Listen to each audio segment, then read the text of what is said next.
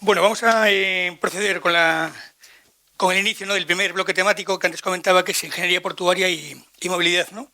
Tengo el gran placer de poder presentar a nuestro primer ponente, ¿no?, que viene de origen italiano, pero bueno, afincado ahora mismo en Estados Unidos, ¿no?, en Filadelfia. Daniel Bassini es director creativo de una de las firmas de arquitectura del paisaje más importantes a nivel internacional, ¿no?, que es West8, ¿no? Aquellos que habéis trabajado o estudiado, ¿no?, en esta casa y conoceréis un poco su trayectoria, ¿no? Daniel lleva más de 16 años colaborando como socio fundador con Adrian Heuse, a ver si digo bien el nombre. Perfecto. Perfecto. Es especialista en diseño urbano transformador y planes maestros a gran escala. Lidera la oficina que tiene West8 en Norteamérica y dirige proyectos en equipos multidisciplinares de primer nivel para abordar retos complejos y dar respuesta a los principales desafíos que afronta el diseño urbano actual. Es docente y crítico, invitado en universidades como Harvard o Siracusa, y es también panelista, jurado y conferenciante internacional, con una destacada apuesta por la sostenibilidad, la resiliencia natural y la identidad histórica.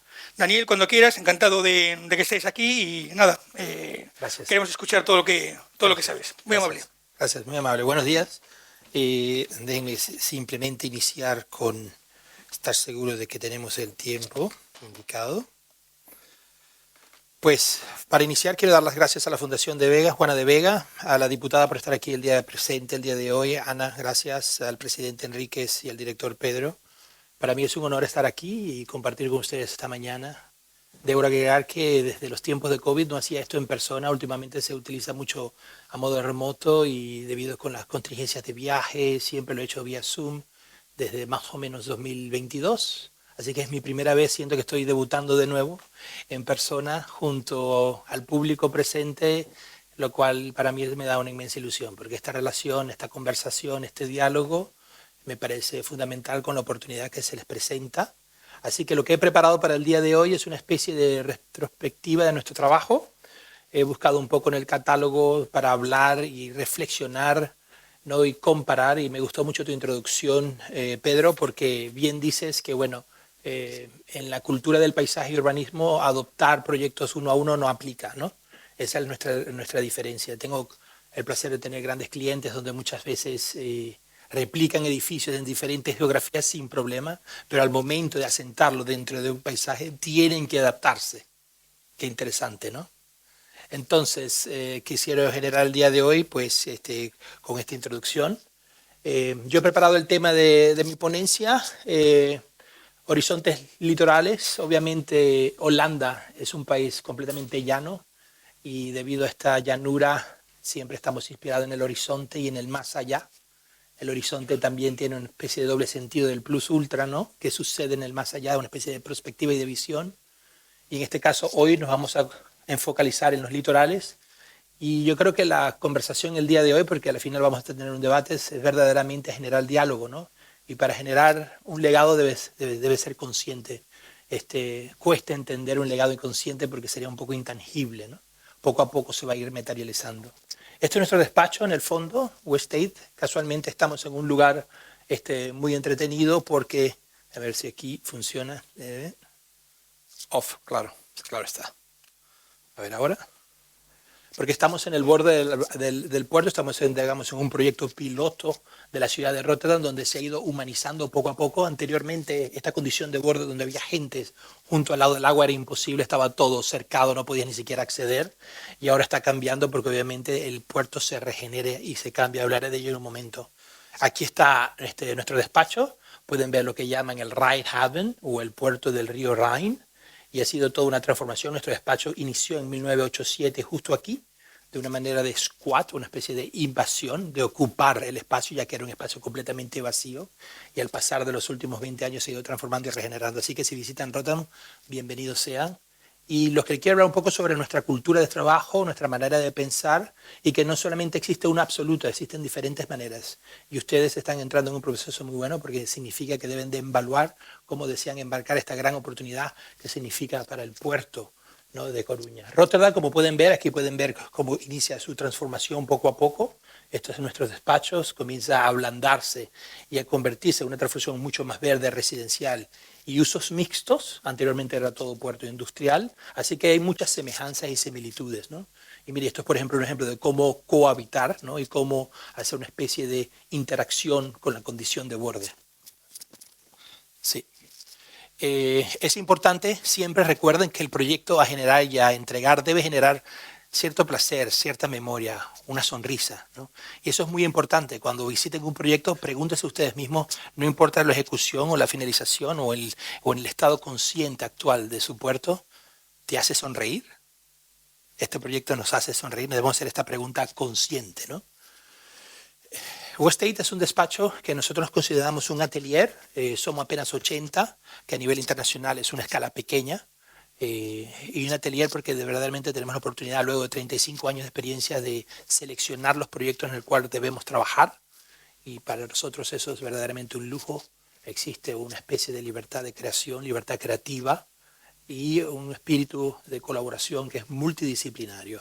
Este es nuestro estudio mirando hacia el puerto. Es importante siempre, cada vez que iniciamos a trabajar, este espíritu de colaboración de diferentes perspectivas y juntos a la mesa. Ese es nuestro emblema, es donde se llevan a cabo las ideas. Es decir, todos participan a la mesa. Te puedes sentar, te puedes unir, y del mismo espíritu lo hacemos con nuestros clientes cuando abordamos nuevos proyectos. Todos participamos en la mesa.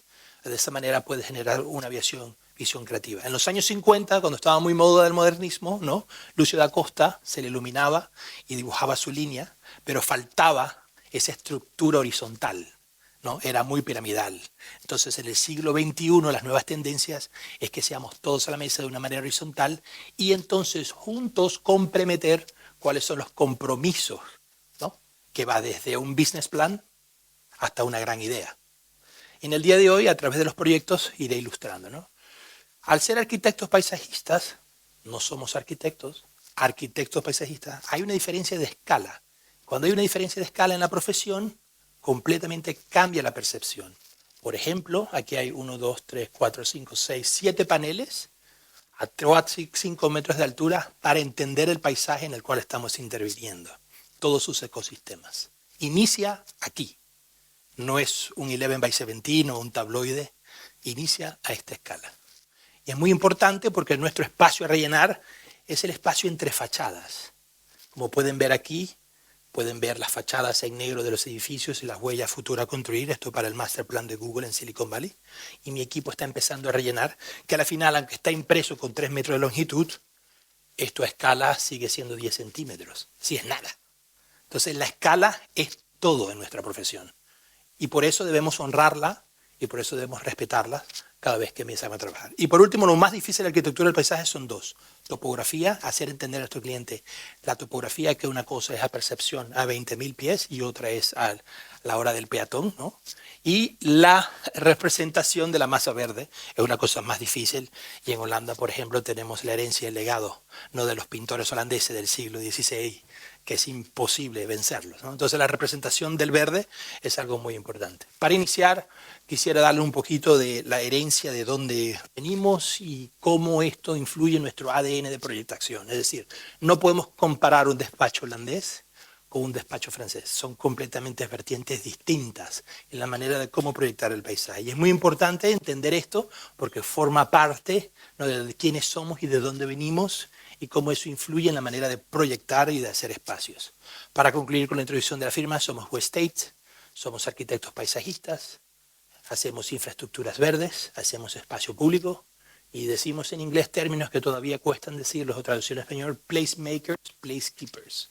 Significa cómo hacer un lugar y cómo hacer que algo de ese lugar se quede en esa esencia del lugar, ¿no? Son terminologías que siempre introducimos. Mi nombre es Daniel Bassini, soy director. Llevo la oficina de Norteamérica, me encargo del territorio norteamericano juntamente con mi equipo y también trabajo en la parte mediterránea de Europa. Eso es lo que cubro y a pesar de que tenemos dos oficinas, operamos como una sola, como un solo espíritu. Este es un libro que se llama Polders, que mi socio fundador, Adrian Hause, quien fundó la empresa en 1987, antes de iniciar con el despacho de Westate, estuvo básicamente sus años previos haciendo este libro que lo invito a buscarlo, Polders, donde básicamente hizo un atlas de su propio país. Y de esa manera, obviamente, se documentó y de esa manera entendió, ¿no?, cada centímetro y milímetro del país, de lo que significa antes de comenzar a proyectar, la cual es una perspectiva bastante interesante ¿no? Polders es un libro y el que no sabe qué es un polder, pues con mucho gusto se los explico. Polder tiene que ver específicamente con el hecho de crear nuevo territorio que inicia desde el 1500 hasta el día de hoy y se ha ido transformando en su manera. Esto es un polder del 1500, 1600, como pueden ver, era un territorio lleno de agua que fue rellenado para crear nuevo territorio, donde tiene una proporción que solamente puede ser construido por ganado, ¿no? Por el arado, no puede ser construido por un tractor, así que las dimensiones son limitadas, ¿no? Pueden ver aquí el borde del agua que colinda, ¿no? Y como la manera de almacenar agua, esa es la percepción de cada uno de los canales porque no hay basto donde colocarla. Aquí pueden ver lo que llamamos un dique que protege los diferentes niveles.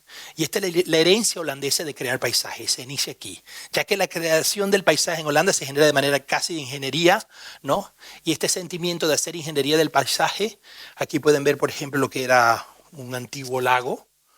Pueden ver todo el lago que ha sido recindado para entonces comenzar a rellenar y a parcelar. Obviamente esto tiene una fundación económica increíble. De aguas vendes territorio, te haces millonario, ¿no? O sea, obviamente tiene una especie de percepción de con el tiempo, esta es la herencia de hacer paisaje en Holanda, ¿no? De hacer polders. Y la idea de land making, ¿no? Haciendo territorio, como ustedes conocen, construido y ganado al agua. Landmaking, pueden ver aquí obviamente muy claramente, ¿no? El perfil de lo que vendría siendo el canal principal de agua, los diferentes diques, las diferentes alturas, el territorio, digamos, natural, ¿no? Y este es el territorio ya construido con el relleno. De aquí nacimos y de aquí pertenece nuestra cultura de proyectar en el paisaje. Obviamente somos un equipo multidisciplinario, pero está esta herencia en el fondo que de ahí también subyace y nace, digamos, esta obsesión holandesa por la planificación, ¿no? Entonces, así como los italianos son muy buenos para hacer calzado, los holandeses son muy buenos para planificar porque está muy intrínsecamente conectado en su manera. Mientras que a lo mejor el paisaje francés es un poquito más de prospectiva y renacimiento y de un poco más formal y de estética, porque ya tienen su naturaleza. En este caso nosotros debimos hacer y construir nuestra naturaleza. Esto es el siglo XX. Entonces, de hacer agricultura y ese sentimiento de una república holandesa y ese orgullo nacional de, bueno, ahora hacemos agricultura, las pinturas, el horizonte, al siglo XX, ¿no? Hemos aprendido mucho de Dubái y el relleno, de este caso, de esta manera hacemos nuevos paisajes. Todo esto es un relleno, este es el puerto de Rotterdam que crece hacia el mar, porque obviamente estamos constringidos de capacidad, no podemos competir más con China, y la decisión portuaria de hace 10, 20 años es de crecer un 3% siempre hacia afuera, constante, porque eso es lo que te dice tu hoja de Excel. Y este es el crecimiento y este es el resultado. Y esta es la manera de hacer nuevos territorios en el siglo XXI con la nueva tecnología que ha ido evolucionando, ¿no? Entonces, el landmaking, land reclamation, reclamar territorio al agua. Y como puede ver con tecnología de lo que decimos en inglés, building with nature, construyendo con natura, porque son todas partículas de arenas pompeadas que poco a poco van haciendo el nuevo territorio de esta gran infraestructura. Creo que he tocado el botón equivocado, así que alguien me tiene que volver, si lo de aquí, muy bien. Entonces, esto no sé si se comprende, ¿no? En el diálogo, ¿no? ¿Qué significa, ¿no? Proyectar paisaje, ¿no? Y de todas estas capas que es sistémico, la capa de infraestructura, la capa de ingeniería, la capa de paisaje, la capa de territorio. Y aquí podemos ver, por ejemplo, si les camino un poco, esta es la ciudad de Rotterdam, bastante pequeña. Como pueden ver, de 1400 a 1800 mantuvo su talla y luego con la revolución industrial hubo un crecimiento exponencial muy similar aquí, ¿no? Y pueden ver que poco a poco como el puerto se iba moviendo hacia afuera por muchas razones. Primero, la presión de la huella no te dejaba crecer porque te constringe la huella urbana, no puedes crecer más. Tienes que seguir creciendo para poder competir. Segundo, el calado. Todo el tiempo dragar, tiene un impacto ambiental enorme. Y tercero, poco a poco la tecnología de los barcos, lo que llamamos la tecnología offshore, ya no pueden entrar. Entonces también se apostó muy claramente a lo que sería, ¿no? El Maasvlakte, es lo que se llama, digamos en la final parte del puerto, que crece hacia el agua para que también los buques de alto calado puedan llegar sin tener que entrar, sin tener que contaminar. Y sucede también un efecto reverso, que es lo que decía al inicio de la presentación, es que ahora, ¿qué sucede? Todas estas tierras que eran del puerto de Rotterdam se devuelven a la ciudad. Inicia una nueva etapa, ¿no? Casi renacentista. Y entonces es muy importante, ¿no? Entender. Claro está, ustedes dirán, bueno, crecimiento al 3% y obviamente la parte política tiene mucho que ver y dicen, bueno, ¿qué devuelves tú, ¿no? ¿Qué hay que devolver? ¿Cuál es el compromiso? En esta huella amarilla, y por eso traje este plano, pueden ver solo en la huella gris, la huella del puerto, pero en amarillo viene siendo la compensación. Es decir, tú quitas territorio o tienes un impacto tal, ¿cuánto es el porcentaje que tú devuelves en naturaleza?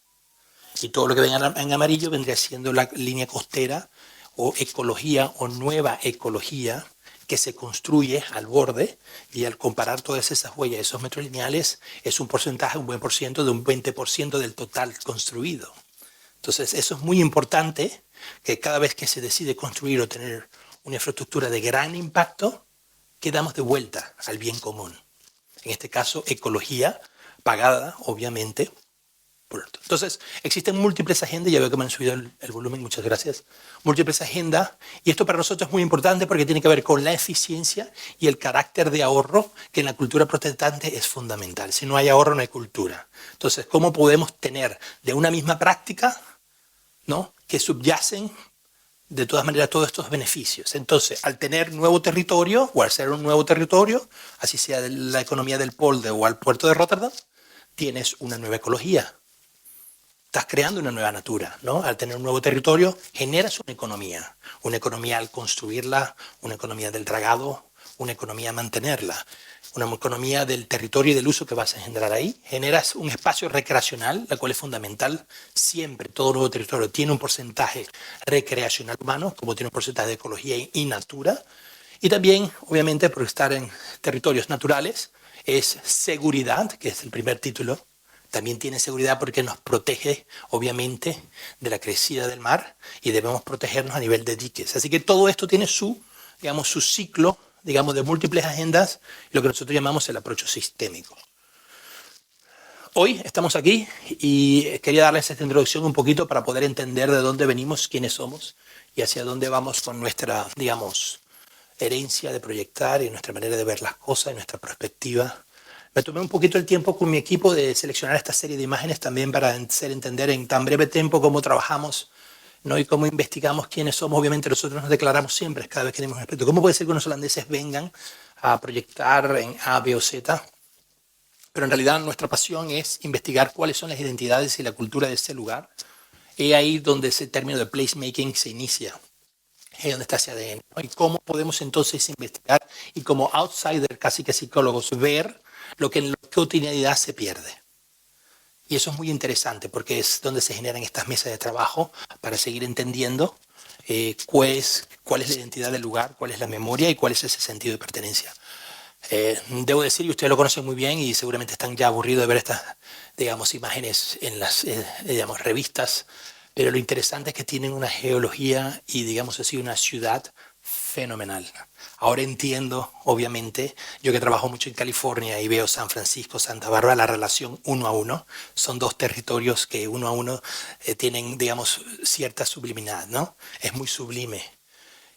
Al ver cómo está ubicada, cómo se sienta su geología, la península, el istmo, ¿no?, las dos fachadas, ¿no?, del océano y de la bahía, estas grandísimas oportunidades que quisiera yo poder salir de mi apartamento y venir aquí a veranear, ¿no?, y volverme a ir a trabajar, pues es un gran lujo y la verdad que es una oportunidad muy hermosa. Primera vez aquí en la región y estoy completamente anonadado, por el potencial, ¿no? También este frente marítimo que tiene la misma escala, casualmente, que el Copacabana, ¿no? Es decir, la misma masa crítica, la misma escala, y esa relación es completamente divina. No tenéis problemas de diferencia con el mar, ¿no? Obviamente ya los habéis acotado desde el principio.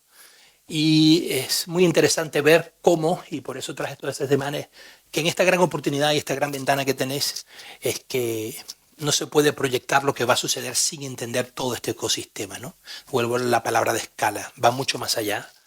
Y también vemos inclusive, ¿no?, la relación del crecimiento histórico, analizar cómo ha crecido históricamente, ver cómo se sienta, ver cómo estuvo asentado y cómo casi que el istmo fue una especie de motivo militar y de seguridad, inclusive inspiracional en la manera como este paisaje fue retratado por alguna razón, ¿no? Nuestros antecedentes escogieron ya con mucha inteligencia de cómo proyectar, ¿no?, casi que flamés, ¿no?, el territorio.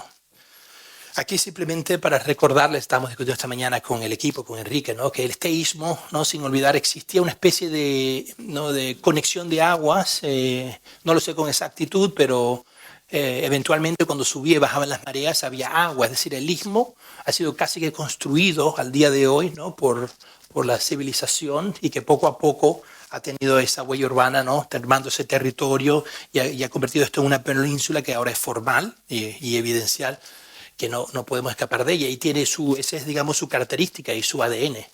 Y una de las cosas que nosotros vemos es que la aspiración inició con paisajes, ¿no?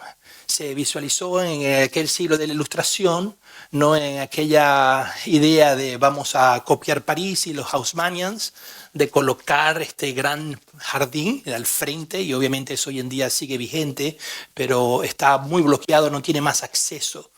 Y yo creo que es una grandísima oportunidad entender si se desea continuar o si se desea volver a tener esa especie de engagement con la condición de borde del agua.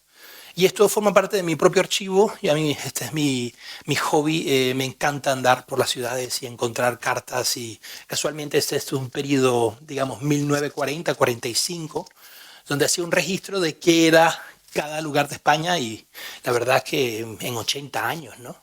80 años de crecimiento, y como pueden ver aquí, a lo mejor no se nota, pero ya comienza a proyectar el ensanche y el crecimiento.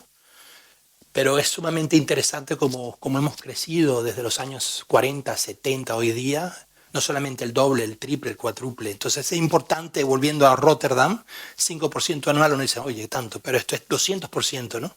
En un siglo. Entonces, ¿cuánto más iremos a crecer y cómo podemos proteger el territorio? Es muy importante en esta serie de preguntas, proyectando hacia el futuro. Y yo creo que por la cultura holandesa de las inundaciones, la proyección no va a 100 años, va a 500 y 1000 años. Entonces te ayuda a tener una perspectiva diferente, ¿no? Y para terminar, digamos, el regalo de Dios, ¿no? Que hizo con la naturaleza de esta hermosa geología, una especie de tapete donde este manto urbano se asienta y deja espacios vacíos muy únicos. Y aquí le quiero dar las gracias porque seguro el profesor José González Serviante-Ello hizo toda esta acumulación de archivos, y para mí fue fenomenal encontrarme esto, ¿no? En el camino. Obviamente tenemos esta gran oportunidad del puerto y no los quiero agobiar, pero creo que cuando se ve la oportunidad de la correlación, los proyectos que voy a mostrar a continuidad tiene que ver específicamente con 3 puntos. Uno, cómo desarrollar a nivel de transformación, cómo se transforma esto, cómo empezar, dónde, cómo, por qué, cuál es la agenda. 2, a nivel de espacio público y parque y paisaje, qué identidad debe tener ese paisaje y qué informa esa identidad del paisaje. Y 3, por último, digamos, el carácter de implementación. Diferentes, digamos, vamos a ver a la revisión de los proyectos, 3 proyectos, y vemos cómo se implementaron cada uno de ellos con su cultura y su idiosincrasia, que también se debe de respetar, ¿no? Vamos a minuto 15, creo que es bastante información para minuto 15. ¿Pueden llevar el paso o ya están? ¿Sí pueden? Ok, no, es importante medir. Ahora vienen 3 proyectos, pero este básicamente no es la introducción. Es una especie de narrativa, ¿no? Con diapositivas contadas, con muchas imágenes y soporte técnico, más que una slide permanente por 2 horas. Una de las cosas que yo me llevo como regalos, esta es mi memoria. Si te preguntan a mí cuál es tu memoria, esto, ¿no? Increíble, fascinante, único. No lo veo en otro lado del mundo, y si lo hay, por favor, corríjanme. ¿No? Cómo se asienta sobre esta carrada y este pórtico con esta pesadez, pero estas piedras naturales hermosísimas, con esa calidez del estuco blanco, y luego, como ayer me decían, bueno, y a la final parecían, ¿no? La parte detrás de un barco, con este color de contraste blanco que se protege de la salina del mar, pero que si hubiésemos hecho una ordenación para que todo hubiesen hecho, no lo hubiesen hecho. Es decir, ¿cómo pudimos llegar aquí sin tener que hacer nada por escrito? Ese es el futuro. ¿Cómo podemos volver a hacer eso sin tener tanta rigidez en lo que se hace en el puerto? ¿No? De no tener un plano, que tenemos más reglas y burocracia que al final no se llega a nada. Entonces, esto generacionalmente es lo que yo me llevo, ¿no? Si una generación pasada lo pudo hacer, ¿por qué nosotros no? Es la gran pregunta, es donde tenemos que divagar, ¿no? El istmo, el paisaje, como pueden ver, el paisaje ahora está, nosotros decimos, ahorcado, no hay relación con el agua. Digamos, ¿cómo podemos reconciliar esto tan importante? ¿Cómo podemos reconciliar este último pocket o bolsillo verde que queda con sus instituciones, ¿no? A un lado, que al final son los espacios sublimes. Ayer caminé por aquí el día y fue verdaderamente fabuloso de encontrar a la gente. También ciertos elementos, no hacer tabula rasa, cómo podemos reinterpretar ciertos elementos que ya existen hoy y que son hitos urbanos hoy día. Capaz que en el siglo XX no significa no higiene, por ello fuera, pero ahora se han reinterpretado. Entonces la palabra adaptación de estos espacios sumamente importante. O preguntarnos cómo llegamos aquí, entre el barroco y el moderno, ¿no? ¿Qué sucedió? Entonces hay que hacer también una especie de curaduría. O con tan buen pavimento que vimos ayer durante lo largo, aquí el pavimento se nos quedó un poco atrás, ¿no? No hubo aquella inversión. Pero de repente hay estos chistes que hacen también sonreír, ¿no? ¿Qué te hace sonreír? Pero aquí yo lo que me llevo es la capacidad de reflexionar y pueden ver que a pesar, lo puedes llamar quiche, este es un lugar que va a ser popular, ¿no? Y existe un craftsmanship también de cómo fue puesto este mosaico y yo siempre mi vista va específicamente, ¿no? Miren qué lindo el detalle del granito y la baranda versus este un poquito más grotesco e ingenieril, ¿no? Entonces, ¿cómo podemos llegar a ese balance de la sonrisa del proyecto, ¿no? Entonces, la regeneración urbana no puede venir de la mano de una sola cosa, serán una serie de cosas. Sabemos que son diferentes terrenos, sabemos que cada uno de ellos tiene diferentes propietarios, va a ser difícil conciliar, pero se debe hacer. ¿Cuál es la visión? Y nuestro primer mensaje, no existe una verdad absoluta, van a ser varias. Entonces, lo peor que podemos hacer por un espacio tan grande, porque se huele inhumano, es que sea igual para todo. No puede ser, tiene que ser cada área, cada distrito se tiene que ir acotando a escalas para tener certinos de pertenencias y a la final recuérdense bien, imagínate que el paisaje o el proyecto futuro se haga de todo, no lo caminas, no llega a la mitad, estás cansado y te vas. Entonces no tiene secuencia ni continuidad. Entonces es muy importante medir a nivel de pasos y de Yangel cuál sería la distancia perfecta a caminar y cómo colindas de que un día haces algo y el otro día regresas. Es decir, no tenemos que ser de imposicionar un proyecto absoluto. Y aquí obviamente los diferentes usos, ¿no? Entender qué informa los diferentes usos, entender cuáles son las condiciones de borde y a través de los proyectos los y por último, muy importante, cuál es el modelo de negocio detrás. A corto, mediano y largo plazo y que sea flexible. No podemos decir esto es lo que dice, no. Tiene que haber cierta flexibilidad dentro de este plan que deje ajustar, pero que la visión final, todos estamos de acuerdo, esa es la visión y puede ajustarse a lo largo del tiempo y ya les enseñaré. Así que bueno, minuto 25. Gracias. Iniciaré con este proyecto que es un proyecto fundamental en Weststate porque es un proyecto de transformación. Es un proyecto que también tiene muchas características de similitud. Obviamente este va en el frente de residencial y espacio público y también de infraestructuras. Es muy interesante, digamos, este proyecto que fue uno de los primogénitos del estudio, pero que hoy sigue vigente. No hace mucho, un mes atrás, sigo teniendo clientes que me llaman, vamos a visitar el proyecto. Entonces, ¿cómo podemos generar un proyecto que 20 años después siga siendo vigente? Y para nosotros, cuando proyectamos, siempre nos preguntamos críticamente y decimos, ¿es esta proyectación un proyecto timeless? ¿Cuál es la patina del proyecto que envejezca bien y se vea mejor al pasar de los años? ¿Cuál es la puesta en escena? ¿Y cuál es ese sentido de pertenencia? Si no hay sentido de pertenencia, no hay proyecto. Borneo-Sporenburg, básicamente, y me permiten un minuto, es un proyecto que tiene 25 hectáreas, 4.2 kilómetros lineales de agua. Fue construido del 96 al 98, se inició la proyectación en 1994 y pueden ver, está básicamente lo que llamamos en inglés los docklands o los muelles de Eastern Docklands de Ámsterdam. Esta es la ciudad de Ámsterdam, como pueden ver aquí, su estación central, que pueden ver la huella, el río Ice, y estos somos nosotros, los dos muelles, Borneo-Sporenburg, uno se llama Borneo-Sporenburg. Estamos dentro de la cinta de ciudad. Y como esto era la zona industrial, no existía en el mapa mental de la gente y lo veían como que no, eso no va a ser exitoso, esto está muy lejos, es una sola poluta, pero en realidad está a 5 minutos de la estación central, pero mentalmente no estaba allí. Y estamos dentro del anillo metropolitano de la ciudad. Como pueden ver, aquí está, dice, digamos, la cicatriz, ¿no?, de los trenes, por eso quedaba afuera. Y tuvimos que hacer una especie de trabajo de trazado y de infraestructura con túneles debajo para poder conectar y arriba, y compone 3 islas, Borneo, Sporenburg, y ahora les voy a comentar la isla de Java, la cual esto fue a finales de 1987, 1990, nosotros en el 92 en adelante. Bonneville, como le decía, tiene 4.2 kilómetros lineales de marítimo, la cual tenemos que aprovechar, y cómo entonces, digamos, hacemos frente a toda esta condición de aguas. Pueden ver también, y a lo largo voy a comentar, que es meramente residencial, ¿no? Y este era el puerto anteriormente, en los años 80, 70, ¿no? Transformación del puerto, y pueden ver el carácter de lo poluto que era, comparado con ustedes hoy en día, es súper higiénico, ¿no? Todo esto tiene que ver con las commodities del momento, warehouses, rieles, es decir, que se hizo todo un trabajo, ¿no? de rellenado del suelo, porque va a cambiar el uso. Y lo más importante que tenemos que llevarnos aquí como lessons learned, y digamos fue básicamente la fundación de la empresa en los años 90, en 87, es que aprendimos la lección del posmodernismo, de una arquitectura de masa, porque obviamente existía en la época Thatcher, ¿no? Una necesidad enorme residencial y de densidad en la ciudad. Pueden ver también los mejores ejemplos en la adyacencia de París. Y en el 87, obviamente, la proyectación de estas grandes moles arquitectónicas bastante pesadas, muy propio de la época, no vendían. No vendían.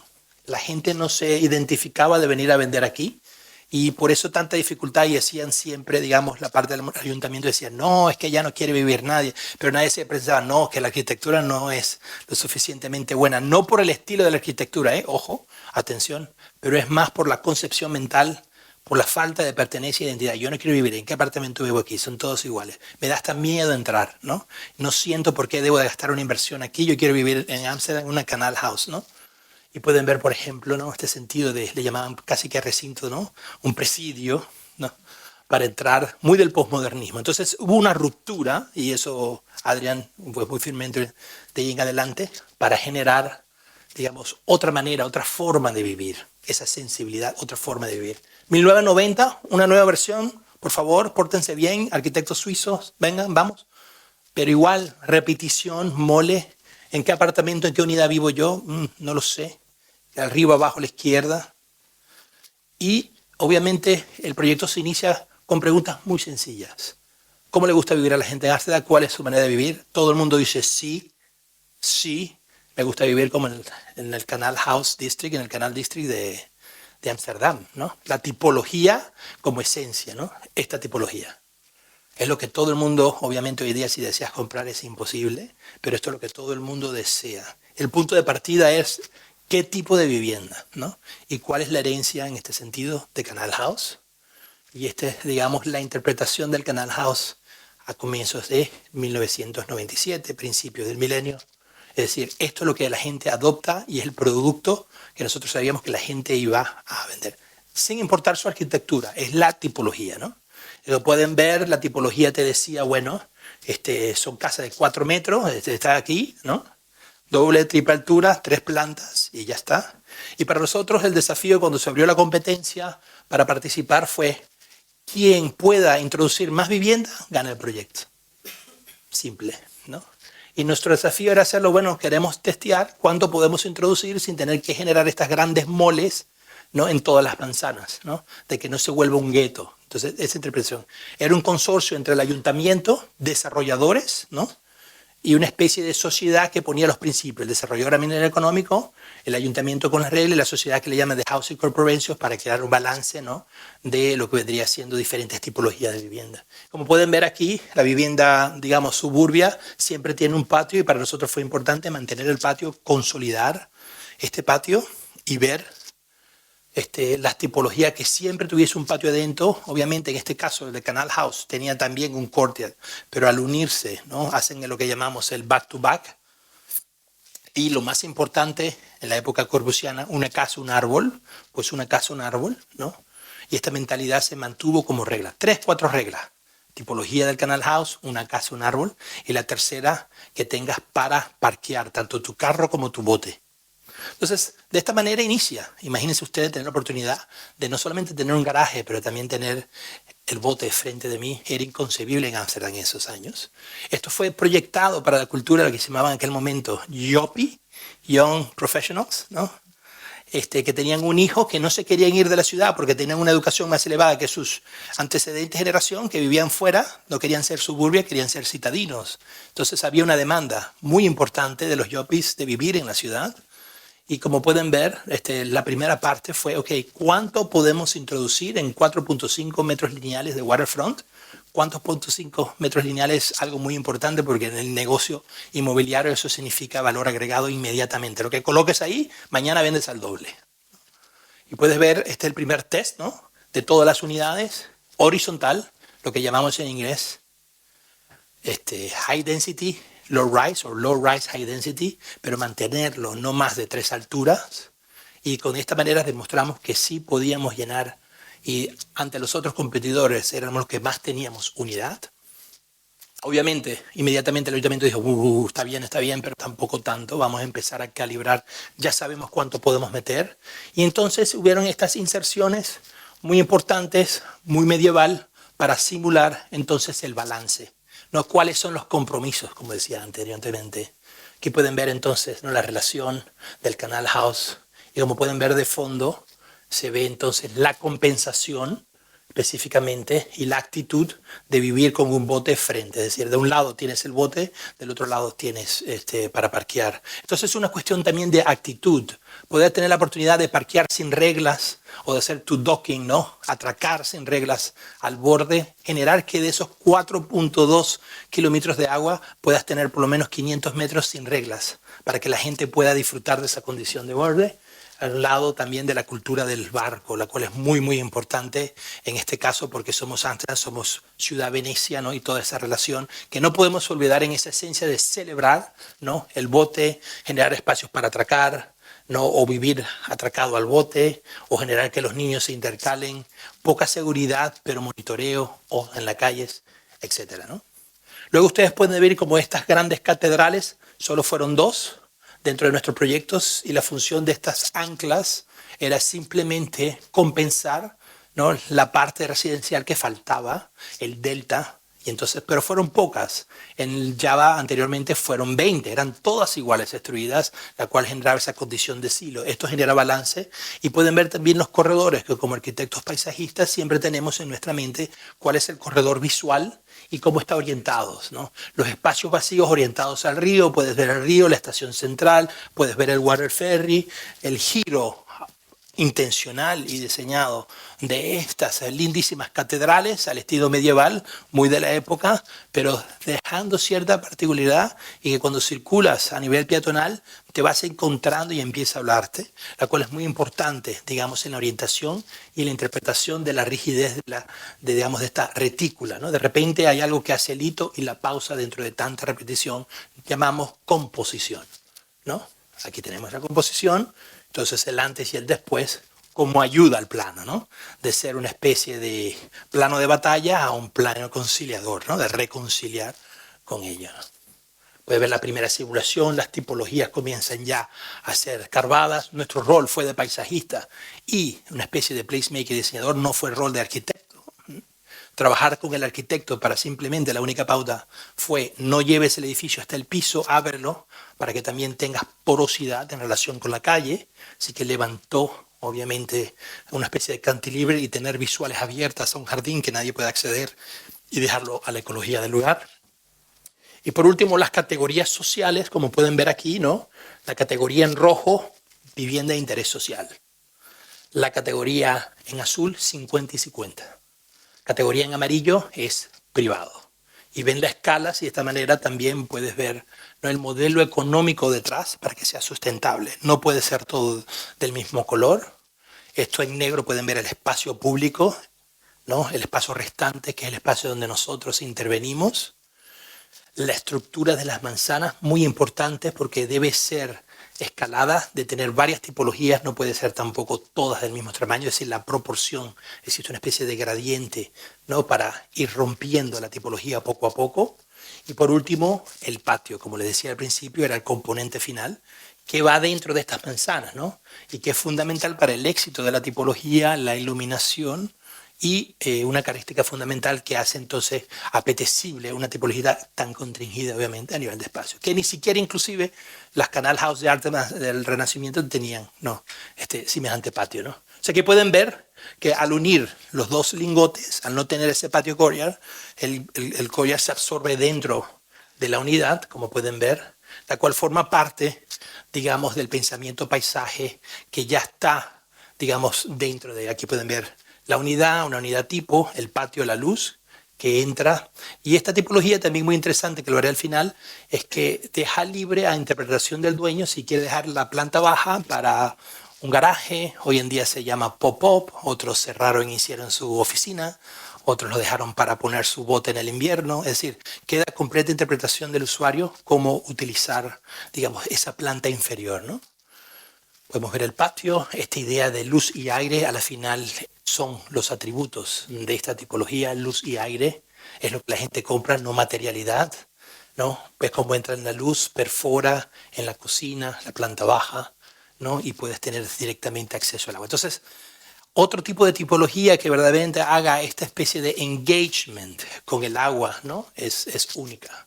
Pueden ver aquí el final de los piers, ¿no? Cómo se va relacionando con todas las capas de manera sistémica que ya le había hablado. Y por último, invitar a los arquitectos, ¿no? A que vengan a participar y que no sea un arquitecto one fits all, pero que sean varios arquitectos de manera que se convierta en un proyecto mucho más democrático.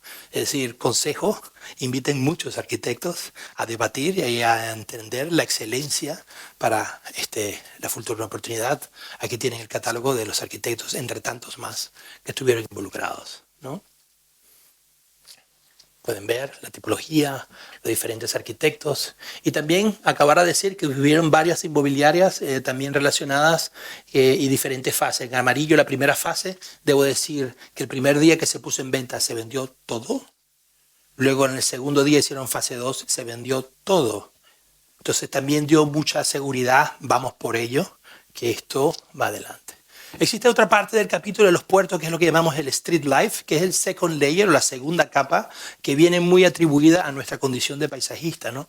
¿Cómo podemos generar el street life, la vida en la calle que sea exitosa? Obviamente en Holanda hay una cultura por vivir la calle que viene mucho más natural en la condición de hacerte mostrar, ¿no? Tipo vitrina, no hay ese temor de bajar y ocultar que voy a dormir la siesta, ¿no? Completamente, si estás durmiendo la siesta la gente se asoma y te ve, pero es algo cultural, ¿no? Y entonces existe esta especie de vivir la calle, es mi frente, soy dueño de ello y me pertenece, ¿no? Y pueden ver cómo la gente se va adueñando de su fronte, ¿no? Obviamente no es una zona comercial, es una zona residencial, lo que les mostraba anteriormente en relación, ¿no? Con el garaje, cómo se ha ido adaptando. Y uno que es muy importante, que capaz se nos olvida cada cuando hacemos grandes planes, es pueden ver cómo intencionalmente hemos dejado espacios para que exista una especie de interpretación a nivel del usuario. Es decir, siempre hay momentos para generar verde, para parquear una bici, para poner un mobiliario y que en el streetscape a la final tenga esta patina o esta pátina que con el pasar del tiempo, a pesar de que ha pasado 20 años, sigan teniendo vigencia. Y uno de los secretos más fundamentales es el paisaje, es el verde, en que él vaya apropiándose del espacio y la fachada y la arquitectura quedan en un segundo plano. Eso es fundamental. Y muchas veces cuando vas a proponer en la mesa, no, que aquí voy a meter una especie de árbol, no, que el árbol tapa mi fachada.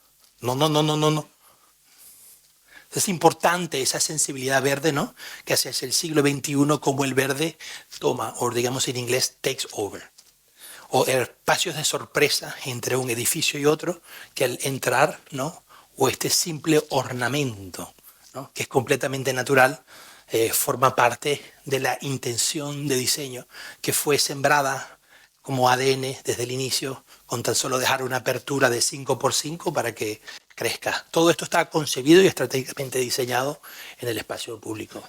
Y para concluir con este proyecto, es importante saber que los espacios públicos necesitan una especie de demarcación, de memoria, de recordar este lugar. Y en este caso los hitos fueron estos puentes peatonales, donde están en diálogo, uno para accesibilidad y otro para poesía y corredor visual. Y fueron verdaderamente exitosos porque forma parte de lo que yo les decía, la sonrisa del proyecto. Es decir, gracias a esto hemos creado un lugar que antes no existía en la mentalidad del amsterdamés. Ahora vienen aquí a tomar fotos, obviamente, o durante el verano los chicos, este es su lugar favorito, que se lanzan al agua y van a nadar. Es decir, la sonrisa del proyecto es una cuestión tan humana y tan simple que lo puedes explicar a cualquiera y es lo más importante, ¿no? Y de adoptar ciertas metáforas como en las gaviotas, que son los ornamentos, pero casi invisibles, pero tangibles, que da ese sentido de pertenencia del lugar de puerto, ¿no? Este proyecto fue catalizador y esencial por el potencial, es decir, que el proyecto que se haga aquí va a generar una nueva visión de Coruña, no para los 10 años, para los próximos 50 años. Ya van 25 y como pueden ver aquí, muy pequeño, este Borneo aquí, ¿ves? Y todo esto, nada de esto existía hace 20 años.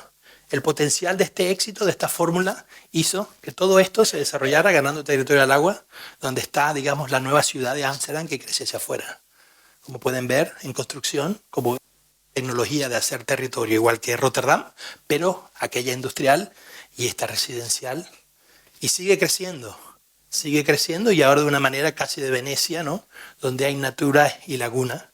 No para, pero por el potencial de que fue engendrado, digamos, con la fórmula correcta. Estamos a pocos minutos, quedan una buena cuarto de hora, la cual quiero introducirles en lo que vendría siendo Governor's Island. Un approach diferente porque pueden ver que cuando iniciamos esto era básicamente una isla donde el alcalde de New York, el mayor Bloomberg, tenía solamente una agenda. Ganó las elecciones diciendo, solo quiero convertir Manhattan más verde. Esa era su agenda. ¿Cómo? No sabemos. Pero era una intención. Este es Governor's Islands. Yo estuve involucrado, fue una de las razones por la cual me reubiqué en Norteamérica. Y es muy importante porque con esa agenda de regenerar, esto es Manhattan, digamos, justo cuando finalizó la administración, todas estas zonas portuarias eran portuarias e industriales y parte de su función y administración por los 2 años de gestión que hizo, cada uno de 5 años fue transformar y la verdad que fue un trabajo impecable. Me imagino que muchos de ustedes han visitado Nueva York y se han dado cuenta, pero pueden ver cómo era anteriormente, ¿no? Y todo esto ahora es borde verde, incluyendo Manhattan, que está aquí el Lower Tip y aquí está Governor's Islands, y una especie de panqueca blanca donde era y siempre fue una base militar desde los años de Henry Hudson, ¿no? Básicamente era un no lugar que ni siquiera estaba en la conciencia de los citadinos de Nueva York, pero que miraba muy potencialmente ubicado en el corazón de la bahía, entre el río Hudson y el East River y el Verrazano Bridge, lo que llamamos en inglés de soft belly, ¿no? De lo que vendría siendo Manhattan. Y nuestra, digamos, al ganar la competencia, nuestra puesta en escena es de generar un lugar que la gente se entere que existe, porque no sabían que existía, ¿no? Y si tú le preguntas a cualquier neoyorquino, ¿a qué parque vas tú? Obviamente Central Park, ¿no? Y es la manera de vivir. En cambio, aquí estamos haciendo una vista desde el ferry, zarpando desde Governor's Island, donde ves el Lower Manhattan, ves la Estatua de Libertad, ves el Brooklyn Bridge, la única vista que vas a ver desde Governor's Island, ¿no? Entonces, como que hacerle entender a la gente que el proyecto es un proyecto de contexto, la cual es muy importante, el contexto, como les explicaba anteriormente, y cómo te correlacionas a ese contexto y qué hacemos en ella, la gran pregunta, ¿no? Vamos a hacer un parque. La ciudad de repente tiene la oportunidad, luego de 100 años, de recibir a un nuevo bebé que es un parque y que tiene que competir con el papá de los parques, se llama Central Park. Entonces, ¿qué tipo de proyecto y de paisaje a proyectar? ¿No? Ajeno, foráneo, cómo lo correlacionas y cómo te ubicas en tu tiempo y el espacio en el siglo XXI, ¿no? Entre la Estatua de Libertad y entre la zona, digamos, más capital de los Estados Unidos, que es el Lower Manhattan. Entonces teníamos que competir contra esto y obviamente es imposible competir contra esto. Entonces primero hay que ubicarse, ¿no? Y luego no tenemos ni un árbol, ¿no? Nada, cero. Aquí hay 200 años de historia de árboles, ¿no? Entonces, bueno, nuestra idea muy sencilla, al principio una idea, convence al público, no 10, 20, era simplemente competir con el skyline de Nueva York, donde podías venir a unas colinas sin pagar, porque si subes al Freedom Tower debes pagar, sin pagar, puedes competir y absorber el contexto y experienciar, vivir la experiencia única de los 360 grados que no vas a ver en ningún otro lado, ¿no? Vas a ver Lower Manhattan, vas a ver la Estatua de Libertad, vas a ver Verrazano Bridge, el Océano Atlántico. Y para nosotros eso fue fundamental, la idea muy básica, generar un parque de colinas, transformar a través del paisaje con colinas muy suaves y de manera tal que puedas construir. Y también concientizar el hecho de que si estás en la isla siempre puedes mirar hacia Nueva York y es una puesta en escena que es única porque esta relación se llama en inglés borrow landscape, ¿no? Me tomo prestado a Lower Manhattan y esto es tu contributo o tu atributo. Esta fue la introducción de la maqueta. Como pueden ver, ahorita les explico ondulación, territorio, colinas tan bellas como las de Galicia, fueron las que se introducieron, obviamente completamente construidas, artificiales. Fue la puesta en escena. Y el agente de cambio para nosotros fue la bicicleta. Movilidad vendrá en un momento. Pero bicicletas básicamente fue el agente de cambio donde decir, bueno, los neoyorquinos no saben manejar bicicletas porque obviamente hay mucho estrés, tráfico, pero este es el lugar indicado para que traigas a sus hijos y déjenlos rodar. Y obviamente al principio de ganar el paisaje y el proyecto no había un duro y teníamos que generar capacidad de conciencia. Entonces la puesta en escena fue, vengan todos, esto es un territorio libre, a vivirlo, a adueñarse de él, y la bicicleta era el agente de cambio. El ferry a $1 pues trajo esa concientización antes de proyectar el proyecto.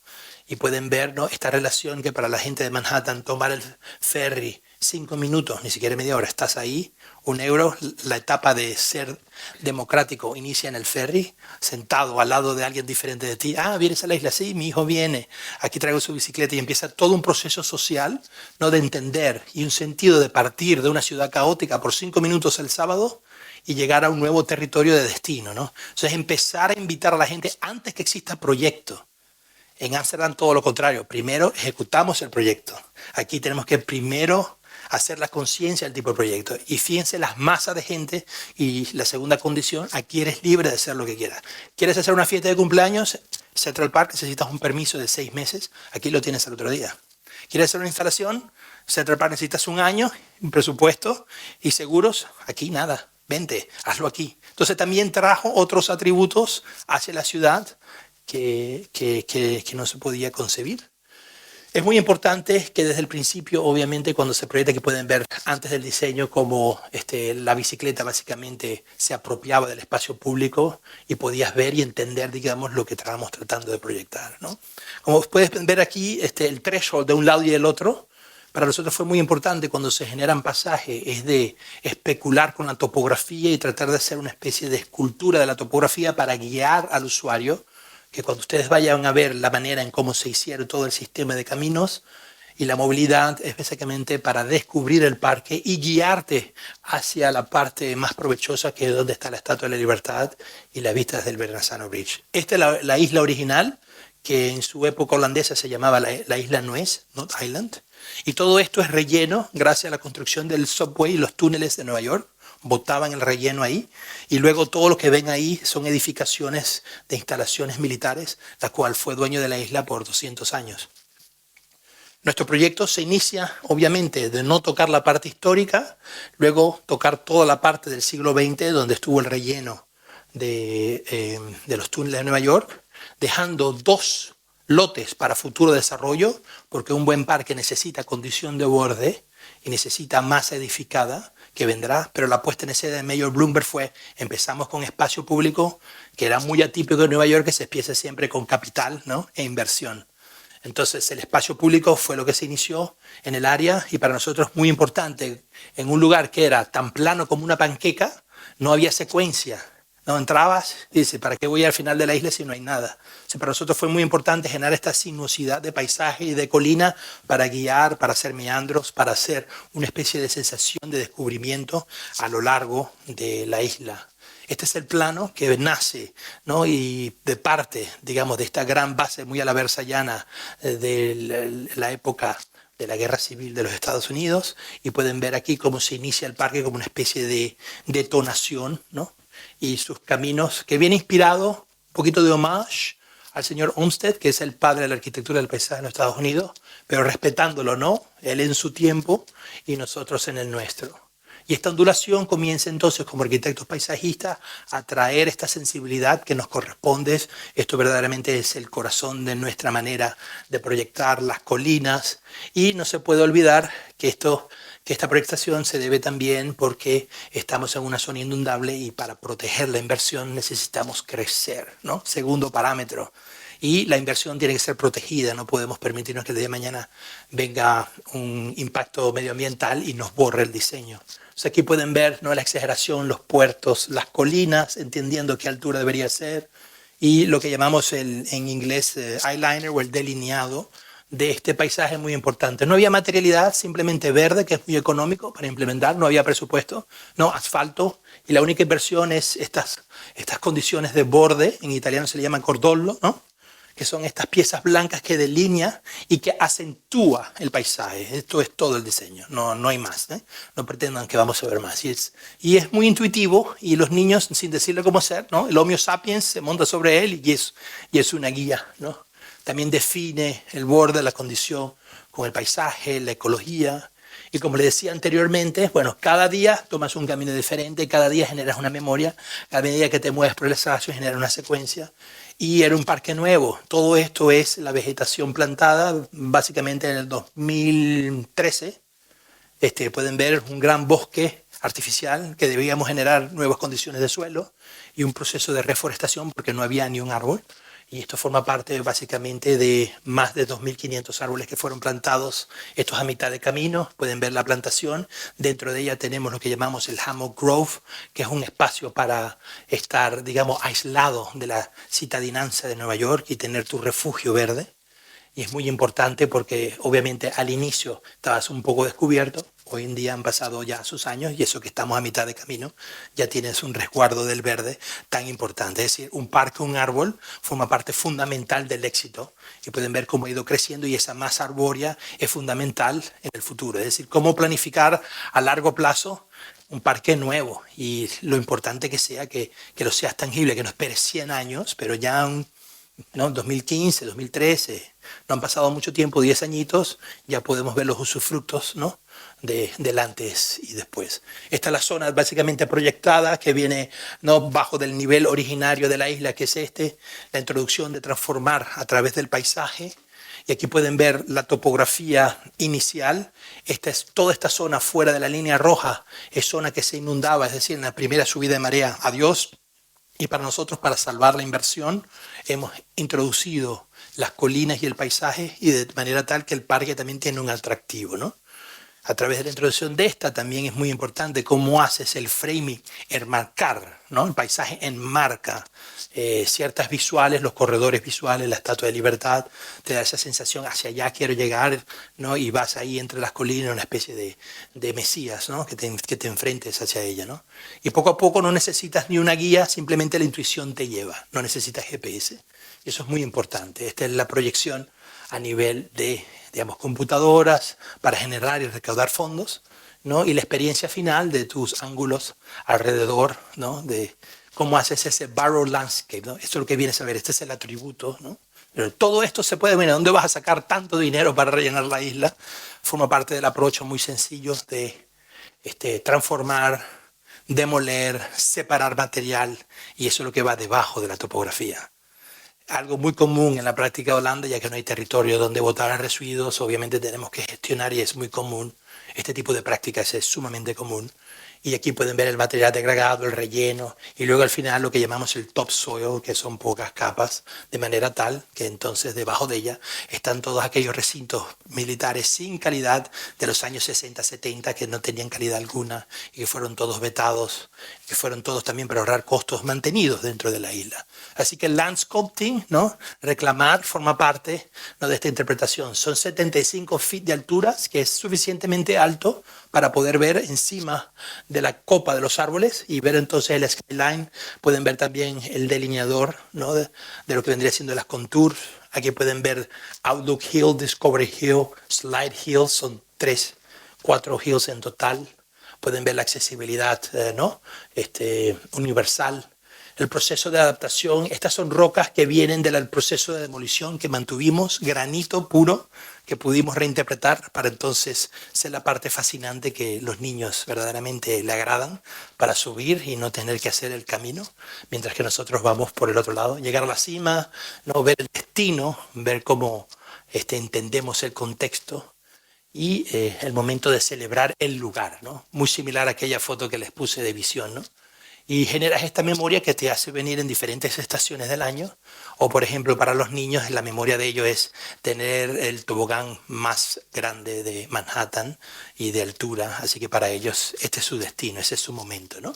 Que inclusive padres lo hacen y, como pueden ver en las caras, es bastante desafiante. Pero bueno, forma parte, ¿no?, de los atributos de la propuesta. Aquí pueden ver la relación con las alturas, es bastante imponente, pero a la vez lo que hace es su función de marcar, ¿no?, de marcar el espacio. Este es otro proyecto, pero quedan 10 minutos y quiero ser breve para cerrar, y lo que voy a hacer es, y me disculpan, es echarlo adelante. Este es un proyecto Puerto Vallarta y no me quiero extender, pero lo que les quiero comunicar aquí básicamente es que un día recibimos una llamada: por favor vengan, queremos enseñar el potencial proyecto sin mayor descripción. Al llegar, esto fue lo que nos encontramos: el proyecto ya había demolido, y esta es la reunión con el alcalde. Esto es en México, Puerto Vallarta. Tenía 28 años, en aquel momento yo tenía 30, en lo que llaman Nueva Galicia, ¿no?, en Guadalajara. Y el alcalde dice: bueno, demolí el proyecto y tengo un debate. El arquitecto y la constructora me están diciendo que van a meter el mismo proyecto de antes. Hemos demolido porque tenemos que hacer todas las infraestructuras civiles y ahora tenemos que entender cómo vamos a recaudar todas las aguas. Es un proyecto de agua hidráulica muy fuerte, pero arriba vamos a poner exactamente lo mismo que había antes. Pero yo me pregunto, un chico de 28 años, ¿ponemos lo mismo? ¿Cuál es nuestra herencia? ¿Qué es? Y entre ellos mismos debatían que eran colonial, que eran de España, que no eran de España, que cuál es la interpretación. Entonces había un debate cuando Vallarta es un pueblo de 1940, ¿no? Su esencia, ¿no? Era un pueblo de pescadores, y cuál era su identidad. Y esto fue lo que nos encontramos, ¿no? Entonces nosotros nos fuimos a nuestro despacho y simplemente presentamos al alcalde 5 semanas después 5 recomendaciones, y si le gusta, bueno, vamos a ver cómo lo articulamos. No teníamos ni idea, ¿no? Entonces la primera es, este es el espacio a intervenir. Esto es 1 kilómetro de largo, 800 metros. Esta es la plaza mayor, la iglesia. Esta es la plaza de pescadores, la entrada, el final. 800 metros, son básicamente 11 manzanas. Una plaza muy interesante, se mete en el tejido, tienes refugio. La otra sale para la parte náutica y de pescadores, muy pintoresca. Todas las calles con torrencial de agua, por eso la infraestructura para captar esas aguas llegaban aquí y pasan ahora soterradas. Y la primera regla, para no asustar al alcalde, dicen: aquí vienen estos paisajistas holandeses, no van a, decía el otro, ya me van a reventar el presupuesto, esto no va a funcionar. O sea, ya había mucha predisposición. Entonces, nuestro primer emblema es serio, no hay ningún cambio en la infraestructura civil. Ustedes nos dan, eso es lo que vamos a honorar. No va a haber ningún cambio. O sea, ya inmediatamente cambió la percepción. Ok, no perdemos todo lo que hemos proyectado ya en ingeniería, que es bastante. Primero, ¿no? Este es el perfil dado. Entonces, bueno, ¿qué podemos hacer encima, ¿no? ¿Cuál es la estética? ¿Cuál es la identidad? Y esto es lo que básicamente se nos heredó. Podemos ver, la primera es decir, bueno, tiene 2 carriles, este es un frente marítimo, nosotros proponemos, bueno, uno va a ser para bici y en vez de 2, 1, ¿no? De un solo sentido, en vez de 2 sentidos, un sentido, un coche. Y los fines de semana te invitamos a que las cierres y pruebas a ver si funciona, capaz peatonalizas poco a poco. Flexibilidad. 2, generas espacios, por favor, de línea donde la gente camina y genera espacios para terrazas, demarcación. 3, en vez de una palmera cada 100 metros, que es lo que había antes, 2 palmeras cada 2 pasos. 2 palmeras cada 2 pasos. ¿Una palmera cada 100 metros? No. 2 palmeras cada 2 pasos y un árbol. Y eso fue lo que se inició. Ese es el perfil. Aquí pueden ver entonces, con esta introducción de paisaje, genera una primera microclima en el arbolado donde las futuras terrazas van a estar. Esta era la propuesta de una palmera cada 100 metros, que lo que hace es que te cocinas en el verano, mientras de generar, ¿no?, 2 palmeras, 2 pasos, y generar esta especie de microclima que poco a poco, en aquel momento el 3D estaba un poco behind, y presentamos con la maqueta, que fue la mejor manera de comunicar, y de esta manera generas este sentido de fenestración, de microclima, de refugio, y voilà. Esto fue básicamente el inicio de decir sí. Y el reto, obviamente, ¿estás dispuesto a plantar 200 palmeras? Sí, ¿no? Pero no, por supuesto, ese fue el desafío. En realidad llegamos hasta unas 250 en general. Pueden ver el primer paso, ¿no? Luego, obviamente, el peatón tomó la calle, y solo, tomó la calle. Puedes circular tu coche, puedes hacer delivery de 8 a 11 de la mañana, luego lo toma el peatón, ¿no? Ciertas partes donde el palmeral se identifica, genera sombras. Luego viene el tercer punto, que es la identidad. Obviamente ellos venían con un proyecto de pórfido, todo el mismo pórfido nivel. Vendría todo actualmente de España, el pórfido y portugués. Y nosotros dijimos, no, yo creo que deberían de trabajar con la identidad del lugar, que es esta, ¿no? Obviamente es un pueblo de río, de riachuelo. La piedra viene del río, viene de ahí, o es portal en carbono, ¿no? Todo desde el Atlántico, llevarla al Pacífico tenía un impacto y también una condición de retardo. Este es, digamos, la calidad local, que con la cultura aborigen trabajamos, ¿no? Y esto fue un poco difícil, luego no me voy a extender, pero contratamos a un artista huichol de la cultura, donde trabajaba estos diseños y para nosotros fue inspiracional, algo nuevo y una especie de reconocimiento a su cultura que están ahí primero que nosotros, ¿no? Y ellos no tienen delimitación. Entonces fue un homage a su cultura, ¿no? Y una interpretación. Que un europeo haga esto es obviamente un poco atípico, no se lo esperaban, pero formó parte yo como latinoamericano también a entender un proceso de conciliar y reconciliar, ¿no? Con una sociedad. Aquí pueden ver, obviamente, la interpretación, no es uno a uno, y la abstracción, para entonces introducir el mosaico Vallarta. Esta fue la gran revolución del proyecto de identidad. Dice, oye, muy figurativo, sí, claro, pero es que nunca va a quedar igual. La ejecución, que es lo que quieres, ¿no? Entrar. Aquí pueden ver la articulación, no nos creían, hicimos una especie de mock-up para entender cómo funciona. Esto es una primera prueba, estaba un poco quiche, ¿no? Parecía un poco casi de hotel, como que el pavimento del tapete del hotel. Poco a poco fuimos haciéndolo más simple.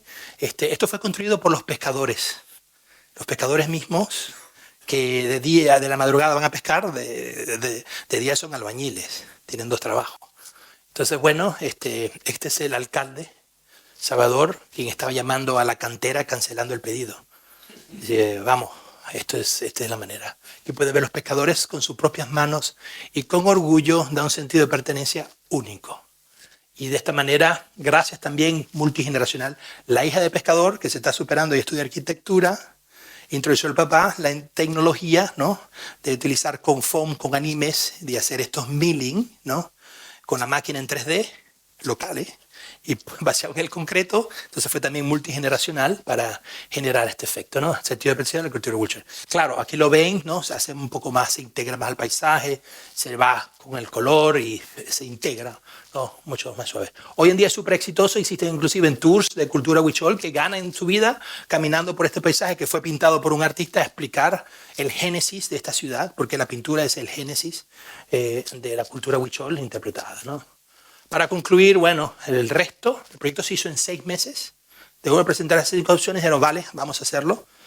No había contrato, el contrato era, nos pondremos de acuerdo, quieren hacerlo, desafío, 6 meses. Y Cemex, una constructora bastante importante en México, contribuyó en lo que llaman este siguiente paso de industrializar. No, había ciertas cosas hechas a mano, pero hay una otra parte industrializadas. Esto era yo desde Holanda diciendo, bueno, abran 20.000 huecos, no sé cuál me gusta, y luego tapamos. Aquí tapamos uno. O vamos a vaciar concreto, vacíen concreto, déjenme las huellas. Y íbamos así, ¿no? Foto, llamada y un archivo en plano. Y luego llegaron las piezas, luego tapamos las que no queríamos, introducíamos y tal cual. Mobiliario vino de último. Lo más importante en el espacio público es uniformar. Capaz tienes 20 proyectos, pero tienes un solo mobiliario. Unificas a través de... Si ves uno cada cuadra diferente, no. Se pierde la identidad, ¿no? O sea, bueno, esto fue un mobiliario diseñado y que fue todo con algo que llaman ellos Made in Mexico. Y para ellos, obviamente, fue un legado. Inspirado en el peyote, como ustedes sabrán, existe una cultura bastante importante con el peyote y la ceremonia. Entonces los volardos fueron todos ellos ahí, una interpretación. Poco a poco, estos en el estudio, probándolos, las escalas. El primer maratón ya estaban inaugurados, ¿no? Evolucionando con las flores que fueron donadas por el Jardín Botánicos. Me dijo, los mexicanos no somos tan altos para alcanzar, tienes que hacer otra metodología. No, iba evaluando, entonces, bueno, este era su Jardín Botánico, fue un palo donde a través de este palo introducimos lo que llamamos los cachos del venado, ¿no? Y de manera tal que era más fácil de mantener y un poquito más orgánico y contemporáneo, ¿no? Salirse un poco porque de ese sentido de pertenencia, ¿no? de la ciudad quiche. Y pueden ver aquí tomando forma. Mobiliario, fue todo hecho en una herrería local, ¿no? En un taller casi de automóviles. Pueden ver cómo lo estaban haciendo, ¿no? Y cómo el paisaje se va integrando. Y por último, lo más importante de un espacio público de noche es la iluminación. Este territorio de Vallarta fue el territorio donde supuestamente Liz Taylor y Richard Burton se amaron por siempre. Y nosotros decíamos porque era un pueblo pescadores donde era romántico, ¿no? Y hoy en día estaba iluminado como una especie de campo de fútbol y tenis, porque eso brinda seguridad, ¿no?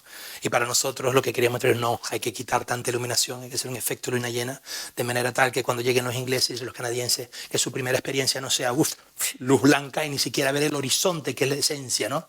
El horizonte de ver el Pacífico, ese gran mar del sur, Entonces el efecto luna llena hace que la iluminación sea mucho más tenue, mucho más elegante y que puedas ver el horizonte sin tener que tengas una sensación cegata, ¿no?, frente de ti. Este fue mi primer proyecto. Cuando llegué a West State pasé, digamos, unos buenos 5 años sin poder ejecutar, buscando, y este fue el primer proyecto de ejecución que después de este proyecto, uno tras de otro, fueron sucediendo de manera, digamos, casi espontánea. Y abrió, obviamente, un mercado en Latinoamérica que tiene extremadamente potencial y unas ganas de trabajar que te asombra que los colegas de China se quedan un poquito atrás. Entonces, ¿cómo generar una identidad para el siglo XXI? Es sumamente importante. ¿Cómo la interpretamos? Y en este caso, Puerto Vallarta, un pueblo de 1940, se reencontró a sí misma generando estos espacios de reconciliación, materialidad, diferentes herencias, incluirlos todos a la mesa. Curioso, dentro de mi viaje un día iba viajando y me encontré en mi celular que vinieras a retirarte en Portugal, no lo sé si porque estaba parando en Lisboa, pero para mi curiosidad, yo lo reconozco, es que ellos utilizaron, vente a retirar en Lisboa, ¿no?, fake news, pero la foto es malecón de Puerto Vallarta, ¿no? Sabemos que inglés no entiende, oh, wow, el trópico, Portugal, en el país de España, ¿no?, el mejor lugar para vivir en Portugal. Pero esto es Puerto Vallarta, ¿no? Interesante, ¿no? ¿Cuál es la identidad, no? Pero ¿y cómo engañamos al lector? Bueno, la identidad tropical, nórdico en inglés, que cree que va a encontrar palmeras en Portugal, ¿no?, del estilo tropical. Bueno, en fin. Quiero cerrar y le dar las gracias por acompañarme el día de hoy. Sé que es bastante contenido y la manera de explicarlo es un poquito anglosajón en esta secuencia narrativa de imágenes en las universidades, pues toma un poco de apetito, pero también de susto. Estos son temas que les puse aquí para ustedes preparados con mi equipo. Le doy gracias a mi equipo también por apoyarme el día de hoy, de cómo podemos transformar exitosamente un paseo, ¿no? Primero, celebrar el lugar. Hong Kong Waterfront, esto es uno de nuestros proyectos que no lo vengo a contar, pero inmediatamente ven los criterios de anterioridad, ¿no? El legado, cómo responde la ciudad y mira hacia la ciudad, ¿no? Activación, un espacio que no sea activo, público, no es exitoso. Entonces, ¿cómo hacer que la gente se apropie de ese espacio, ¿no? Landmarks, cómo generar un espacio que verdaderamente sea ícono y haga memoria. Es decir, yo veo este espacio y no se me olvida nunca. Y me da la intuición, yo quiero ir ahí y meterme ahí. Y no es arquitectura, ¿eh? Resiliencia, generar espacios que se pueden inundar o que venga una inundada de una ría y que absorbe el efecto esponja, ¿no? También espacios para jugar, todas las edades, niños, abuelos, inclusive adultos dentro del mismo espacio. Conectividad, cómo hacemos esa armonía donde la gente puede ir en bicicleta, está demarcada, no va a ser atropellada, ¿no? Una persona de edad que ya yo me considero, o sea, a veces no me doy cuenta y me llevan por delante, o espacios también para peatones, ¿no? Entonces, ¿cuál es ese balance, no? Borough Landscape, ¿no? Tomarse apropiado de ese fondo, ¿no? Y cómo hacemos los edificios de manera integrada dentro del espacio público, que no se roben el espacio o que no tengan un protagonismo más adelante, sino que estén en armonía con el espacio, es sumamente importante. Iluminación tenue, que no te insulte a los ojos ni te haga ciego, sino que te acompañe en la armonía para que el skyline de Shanghái pueda ser iluminado. Y gateways. Gateway vendría siendo estos portales, ¿no? Entender que llegaste, entender que eres bienvenido, entender que demarcaste una entrada y hay un antes y un después. Con esto cierro y le quiero dar las gracias. Exactamente, tenemos 1 hora y 10 minutos. Gracias.